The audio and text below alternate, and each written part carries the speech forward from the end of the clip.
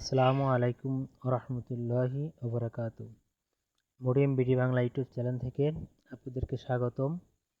আমি আপনাদের মাঝে আজকে অল্প কিছু কথা বলবো। এক বড় ভাই আমার কাছ থেকে 10টি কোয়েল পাখি নিয়েছিল, ডিম পাড়া রানিং কোয়েল পাখি। আমার বাড়ির পাশাপাশি, অর্থাৎ আমার গ্রাম থেকে অল্প একটু দূরে। তো সে ভাই কোয়েল পাখি নেয়ার পর তার কোয়েল পাখি যেদিন নিছে সেদিন 10টা থেকে সে 8টি ডিম পেয়েছে। পরের দিন আমাকে ফোন দিছে, ভাই পাখি তো হঠাৎ করে ঝুমতেছে। সেজন্য আমি তার বাড়িতে গেছিলাম পাখিগুলোকে দেখতে। তো সে একটা জিনিস না জানার কারণে, একটু ভুলের কারণে তার পাখিগুলো ঠান্ডা লেগে যায় এবং অসুস্থ হয়ে যায়। তার বাড়িতে আমি আসলাম পাখিগুলো দেখার জন্য। সে পাখির ঠান্ডা লাগাইছে। ঠান্ডা লাগার কারণ জানতে চাইলাম। সে বলল যে সে নাকি সারা রাত পাত্রের মধ্যে পানি দিয়ে রাখছিল। পানি দিয়ে রাখার পরে সেই পাখি এবং পানির পাত্রটি সহ তাদের ঘরে থাকার ঘরে রেখেছিল। পানি সেদিন আবার বৃষ্টি হচ্ছিল। বৃষ্টি হওয়ার কারণে পানিটা ঠান্ডা হয়েছে। এক পর্যায়ে পাখি রাত্রে পানি খাইছে। আর যে আপনারা যেটা দেখতে পারতেছেন, একটা ঝুড়ির মধ্যে অর্থাৎ একটা ট্রেনের মধ্যে রাখা হয়েছে। সেই ট্রেনের মধ্যে একটা কাপড় ছিল, সেই কাপড়টা ভিজে যায়।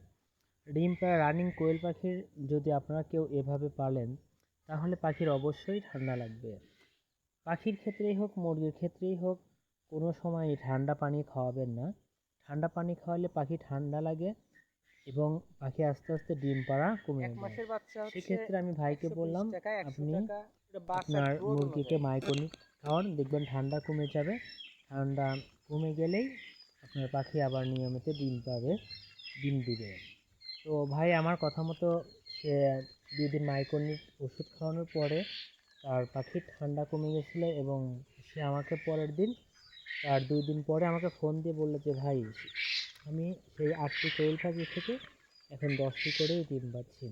আমি এই কথাটি আপনাদের কাছে শেয়ার করার জন্য, বলার জন্যই আমি আপনাদের সামনে আসছি।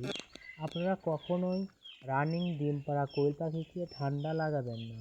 ঠান্ডার ক্ষেত্রে আপনারা খুবই সচেতন হন। ঠান্ডা লাগলে রানিং ডিম পাড়া পাখি হোক, যে কোনো পাখিই হোক, মারা যায় একসময়। পাখি বিলুপ্ত হয়ে যাবে আপনার পাখি। তো এই বলে আমি আজকে আমার কথা এখানেই শেষ করছি। শুধু আমি কথা এজন্য বললাম যে আপনারা একটু সচেতন হন। সচেতন হলে আপনার একটা কোয়েল পাখিও ডিম পাড়া বাদ দেবে না এবং ঠান্ডা লাগবে না।